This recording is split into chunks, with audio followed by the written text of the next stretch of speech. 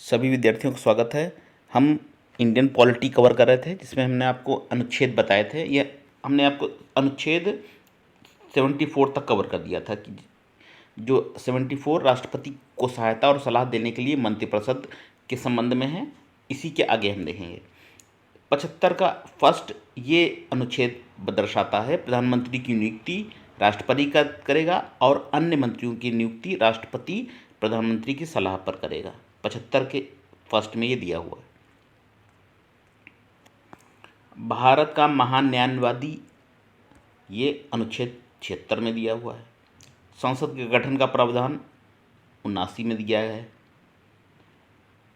राज्यसभा की संरचना अनुच्छेद 80 में और लोकसभा की 81 में दी हुई। चलिए कुछ और अनुच्छेद देखेंगे इंपॉर्टेंट।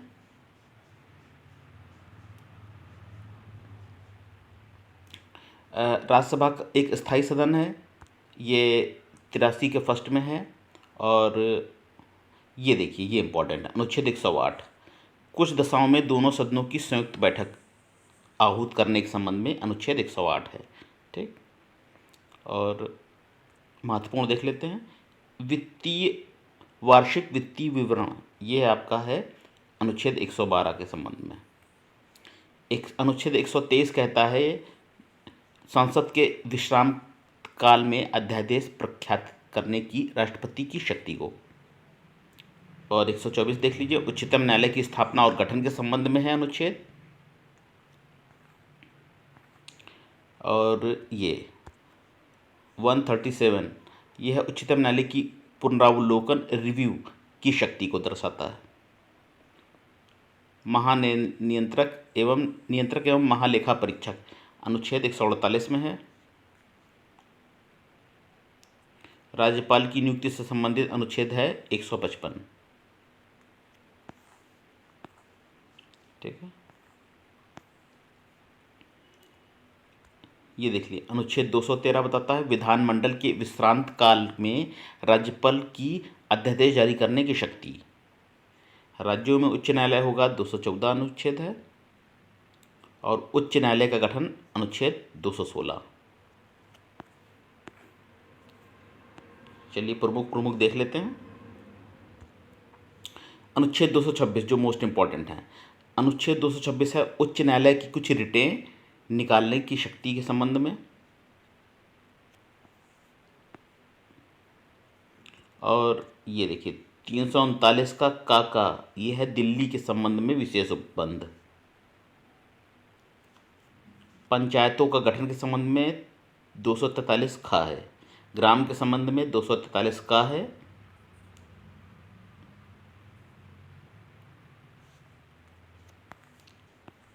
नगर पालिकाओं के गठन के संबंध में जो अनुच्छेद है वो है 243 था। सहकारी समितियों का निगमन यह अनुच्छेद आपका 243 या झा। 249 अनुच्छेद है राज्य सूची के विषय के संबंध में राष्ट्रपति हित में विधि बनाने की शक्ति की संसद की शक्ति।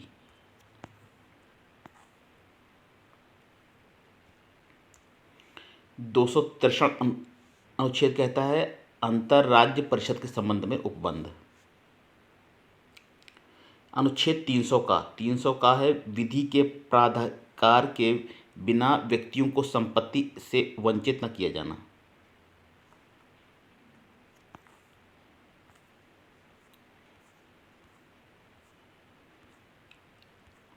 नेक्स्ट है आपका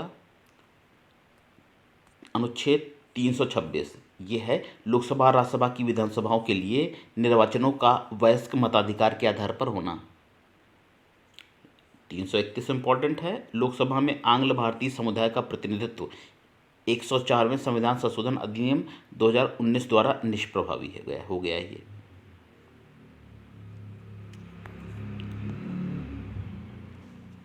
नेक्स्ट है आपका देखिए ये भी इंपॉर्टेंट है हिंदी संघ की राजभाषा हिंदी और लिपि देवनागरी घोषित है 343 अनुच्छेद के तहत। ठीक, और 338 के तहत है राष्ट्रीय अनुसूचित जाति आयोग। 338 का है राष्ट्रीय अनुसूचित जनजाति आयोग। 338 का खा है पिछड़े वर्गों के लिए राष्ट्रीय आयोग। और 356 अनुच्छेद है राज्यों में संवैधानिक तंत्र के विफल होने की दशा में उपबंध। अनुच्छेद 360 बताता है वित्तीय आपातकाल घोषित करने का प्रावधान। तो अनुच्छेद तो काफ़ी थे, हमने इम्पोर्टेंट जो परीक्षाओं में आते रहते हैं वो बताया आपको। ठीक, चलिए प्रमुख अनुसूची देख लेंगे। भारतीय संविधान में अनुसूचियों की संख्या कितनी है? 8 है। वर्तमान में भारतीय संविधान में कुल 12 अनुसूचियां हैं। तो 8 प्रारंभ में थी, ठीक, और वर्तमान समय में भारतीय संविधान में 12 अनुसूचियां हैं। देखिए कौन से अनुसूची क्या बताती है। पहली अनुसूची जो कहती है वो कहती है राज्य एवं संघ राज्य क्षेत्र के विषय में है। ठीक है, 12 अनुसूचियों में पहली। दूसरी अनुसूची बताती है राष्ट्रपति और अन्य पदाधिकारियों के वेतन के संबंध में। तीसरी अनुसूची बताती है शपथ या प्रतिज्ञान के प्रारूप के संबंध में। चौथी अनुसूची में दिया हुआ है राज्यसभा में स्थानों का आवंटन। पांचवी सूची बताती है अनुसूचित क्षेत्रों एवं अनुसूचित जनजाति के प्रशासन व नियंत्रण के संबंध में उपबंध।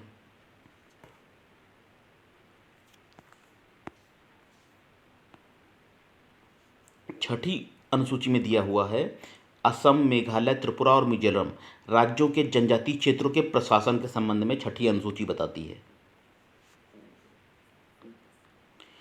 सातवीं अनुसूची जो है वो संघ सूची, राज्य सूची और समवर्ती सूची में केंद्र एवं राज्यों के मध्य शक्तियों का विभाजन के संबंध में है। आठवीं अनुसूची में भाषाएं वर्णित हैं। नौवीं सूची क्या है? कुछ अधिनियमों एवं विनिमयों का विधि मान्यकरण के संबंध में। 10वीं अनुसूची में दल परिवर्तन के आधार पर अयोग्यता का वर्णन है। 11वीं अनुसूची में क्या है? पंचायतों से संबंधित प्रावधान है, पंचायतों से संबंधित। और 12वीं अनुसूची जो है उसमें नगर पालिकाओं से संबंध में उपबंध है। तो 11वीं अनुसूची पंचायतों के संबंध में और 12वीं नगर पालिका के संबंध में। चलिए कुछ महत्वपूर्ण पॉइंट देख लेते हैं। 9वीं अनुसूची को संविधान के प्रथम संशोधन अधिनियम, तो पहला संविधान प्रथम संशोधन कब हुआ? 1951 द्वारा। 10वीं अनुसूची को देखिए 52वें संविधान संशोधन अधिनियम द्वारा 1985 द्वारा। और 11वीं अनुसूची को 73वें संविधान संशोधन अधिनियम द्वारा और 1992 द्वारा तथा 12वीं अनुसूची को 74वें संविधान संशोधन द्वारा 1992 द्वारा संविधान में जोड़ा गया है। तो पहले तो शुरुआत में 8 थी, ठीक है, उसके बाद 4 और बढ़ी, तो 4 देखिए 9वीं, 10वीं, 11वीं और 12वीं, ठीक है, इनको संवैधानिक संशोधन अधिनियम द्वारा जोड़ा गया है। 7वीं अनुसूची में 3 विषय हैं। 7वीं अनुसूची में 3 सूचियां हैं, संघ सूची है, राज्य सूची और समवर्ती सूची है। संघ सूची में कुल कितने विषय हैं? 97 विषय हैं। वर्तमान में गणना की दृष्टि से कुल 98 का उल्लेख है, ठीक है, अब एक विषय बढ़ा दिया गया है संघ सूची में।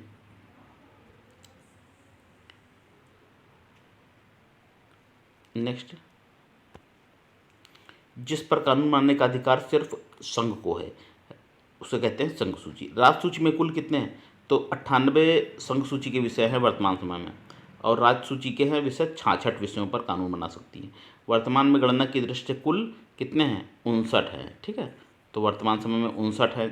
अब विषय कम हो गए हैं, 66 थे पहले, अब 59 हो गए हैं राज्य सूची के विषय, जिन पर कानून राज्य द्वारा बनाए जाते हैं। समवर्ती सूची में कितने हैं?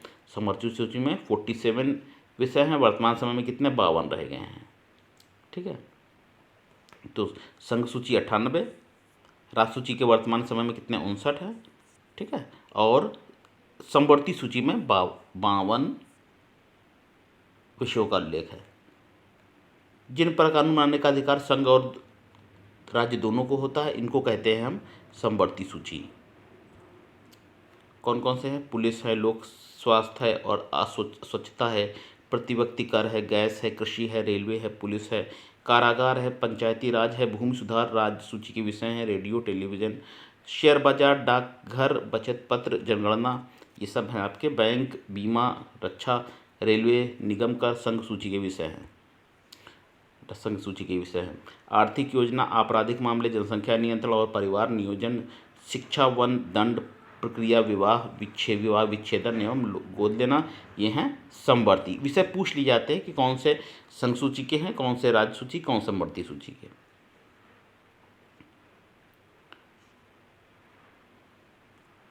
चलिए अब संविधान की प्रस्तावना देखते हैं। संविधान प्रस्तावना में क्या बात कही गई है?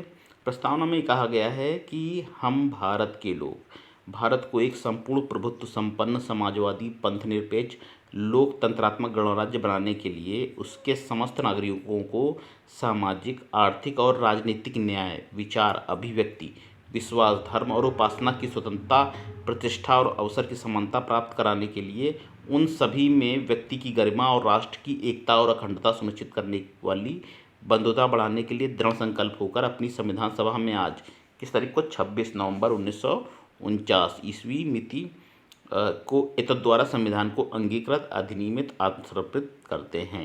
ये आपके संविधान की प्रस्तावना है। और देख लेते हैं प्रस्तावना से प्रश्न। चलिए, पंडित जवाहरलाल नेहरू द्वारा संविधान सभा में 13 दिसंबर 1946 को उद्देश्य प्रस्ताव प्रस्तुत किया गया था। 22 जनवरी 1947 को उद्देश्य प्रस्ताव को संविधान सभा द्वारा अंगीकृत किया गया। कब अंगीकृत किया गया? 22 जनवरी 1947 को उद्देश्य प्रस्ताव को ही परिवर्तित करके संविधान की प्रस्तावना उद्देशिका बनाई गई। कुछ पॉइंट हैं। बेरुबारीवाद 1960 में सर्वोच्च न्यायालय ने प्रस्तावना को संविधान का अंग नहीं माना था। और नेक्स्ट है आपका गोलकनाथ बनाम पंजाब राज्य 1967 के प्रकरण में उद्देशिका को संविधान की मूल आत्मा कहा गया है। तो प्रश्न आ सकता है, संविधान की मूल आत्मा किसको कहा गया है? ये गोलकनाथ बनाम पंजाब राज्य अधिनियम के प्रकरण में। केशवानाम भारती बनाम केरल राज्य विवाद 1973 में सर्वोच्च न्यायालय ने प्रस्तावना को संविधान का अंग माना है। तो ये तो कुछ पॉइंट आपकी संविधान की प्रस्तावना से संबंधित है। अगला है 42वें संविधान संशोधन अधिनियम 1976 द्वारा उद्देशिका में समाजवादी, पंथनिरपेक्ष, अखंडता आदि शब्द ये जोड़े गए हैं 42वें संवैधानिक संशोधन अधिनियम द्वारा। किस सन में? 1976 में। ये बाद में जोड़े गए, समाजवादी, पंथनिरपेक्ष, अखंडता। भारतीय संविधान की प्रस्तावना में निहित बंधुता शब्द किसी व्यक्ति की गरिमा और राष्ट्र की एकता और अखंडता को सुरक्षित करती है। भारतीय संविधान की उद्देशिका अपने नागरिकों को तीन प्रकार के न्याय की बात की गई है, सामाजिक हों, आर्थिक हों या राजनीतिक हों। उद्देशिका संविधान के विधिक निर्वचन में सहायक है। अगला है सर अल्लादी कृष्णा स्वामी अय्यर के अनुसार उद्देशिका हमारे सपनों और विचारों का प्रतिनिधित्व करती है।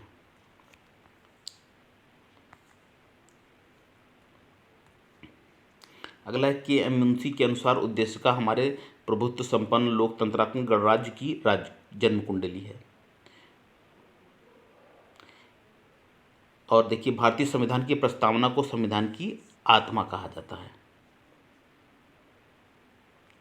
नेक्स्ट, ये दो महत्वपूर्ण पॉइंट हैं। B.R. अम्बेडकर ने संवैधानिक उपचारों के अधिकार को संविधान की आत्मा और हृदय कहा है। ये B.R. अम्बेडकर जी ने बताया है। के.एम. मुंशी ने उद्देशिका को राजनीतिक जनपत्री कहा है। B.R. अम्बेडकर ने संविधान को एक पवित्र दस्तावेज कहा है।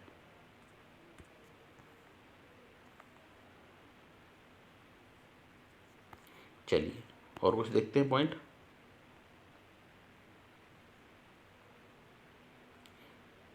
ये देखते हैं भारत संघ और उसके राज्य क्षेत्र। भारतीय स्वतंत्रता अधिनियम 1947 के द्वारा दो स्वतंत्र एवं पृथक प्रभुत्व वाले देश कौन है? भारत और पाकिस्तान का निर्माण किया गया है।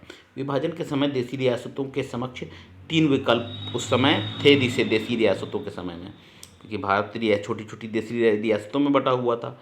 पहला विकल्प ये था देशी रियासतों के समय कि भारत में वो शामिल हो जाएं, ठीक है। दूसरी बात ये कही गई थी कि वो पाकिस्तान में शामिल हो, और तीसरी थी कि स्वतंत्र रहे। भारतीय सीमा के अंतर्गत 552 देशी रियासतें थीं। कुल कितनी थीं? 552 भारत में रियासतें थीं, जिनमें 549 भारत में शामिल हो गई। 3 जो थीं वो भारत में शामिल नहीं होना चाहती थी रियासतें। कौन सी थी? हैदराबाद, जूनागढ़ और कश्मीर ने भारत में शामिल होने से मना किया। कालांतर में हैदराबाद को पुलिस कार्रवाई द्वारा, जूनागढ़ को जनमत संग्रह के द्वारा और कश्मीर को विलय पत्र के द्वारा भारतीय संघ में शामिल किया गया, जिसका पूरा श्रेय जाता है भारत के लौह पुरुष सरदार वल्लभ भाई पटेल को, हैदराबाद, जूनागढ़ और कश्मीर को भारत में शामिल करने का। भारतीय संविधान के भाग 1 के अंतर्गत अनुच्छेद 1 से 4 तक भारतीय संघ और उसके राज्य क्षेत्रों का उल्लेख किया गया है। 1 से 4 में भारत को राज्य का संघ घोषित किया गया है। वर्तमान में भारत में 28 राज्य हैं और 8 संघ शासित प्रदेश हैं। नेक्स्ट देखते हैं।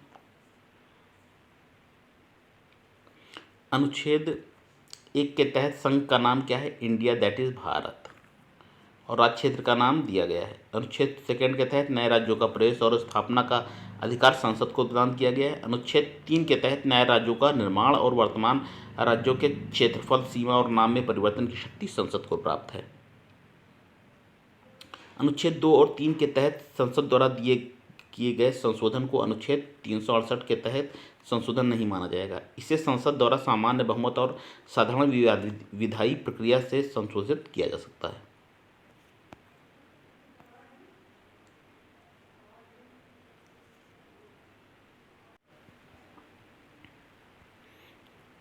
चलिए विद्यार्थियों, आज के लिए इतना ही हम वीडियो रखते हैं। नेक्स्ट वीडियो में हम आपको नागरिकता के विषय में जानकारी देंगे। नागरिकता है, मूल अधिकार है, राष्ट्रपति हैं, राज्यपाल है, संसद है, इन सभी को हम कवर करेंगे। तो जुड़े रहिए हमारे चैनल से, देखते रहिए और कमेंट करके ज़रूर बताइए कैसा लग रहा है आपको। फिर मिलते हैं, नमस्कार।